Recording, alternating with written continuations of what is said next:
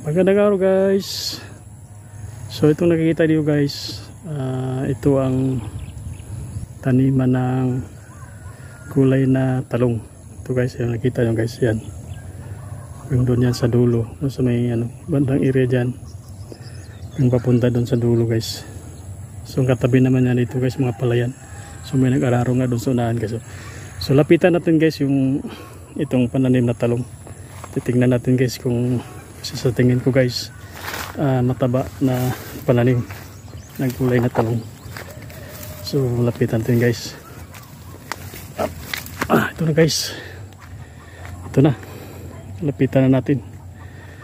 So ito guys, hanggang doon sa dulo ang tinuturo ko, hanggang doon sa yung may niyugan, hanggang yung boundary ng gulay na talong guys, hanggang doon sa dulo. Yan, doon ang boundary niya guys, doon sa may puno ng rabiran yung doon sa unahan guys. So ito guys, nakita nyo guys, maganda yung pagtanim nila. Ito guys, itong area na ito, dito to sa kalapit lang namin na baryo, ito na area. So ito guys, kita niyo yung kwan guys, may mga bunga na guys, ito malapit na ito harvestin guys. Ito, ang daming bunga. So yung kwan nila guys, yung pa-street na ganun, so dikit-dikit na magtanim guys, pero pagdating naman dito sa may space nila na katabi, so siguro mga 1 meter ang layo guys, mula dyan hanggang sa katabi na dito. So maganda tingnan guys kasi palinya siya ang nila pag-style sa pagtanim. So kasalukuyan pala sila dito guys, nagtatanim ng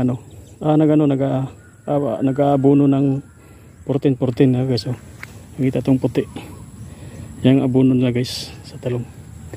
So ito guys, malapit na to harvestin itong unang bunga nila, kaya napakaswelteng may-ari nito kasi alam naman natin yung gulay na guys na talong, bibili natin sa palengke masyadong may mataas ng presyo.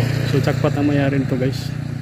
Ito, may nag-abono pala doon guys, yung mga trabante dito, pero nasa gitna, hindi natin makakausap kasi nandun sila sa bandang gitna. So ito guys, yan. So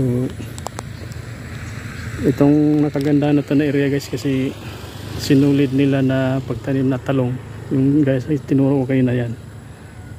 Yan ang boundary hanggang doon sa dulo. So ang lapad dito guys, nasa nasa mahigit 1/4 sa hektarya.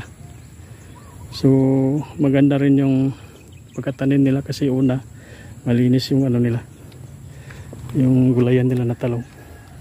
Saka pala to guys, may pundasyon na bawat puno ng yung linya ng talong papaganon, meron siyang tali guys na nilagay nila, parang pundasyon yan para hindi maglaylay yung sanga ng talong. So ito guys, ang ganda ng bunga. Ito, ganda ng bunga guys ng talong.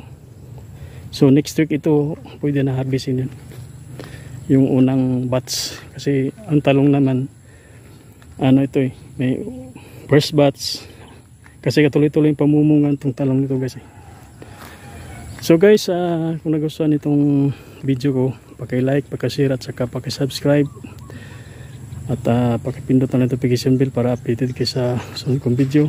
So maraming salamat guys, hanggang dito na lang. Salamat.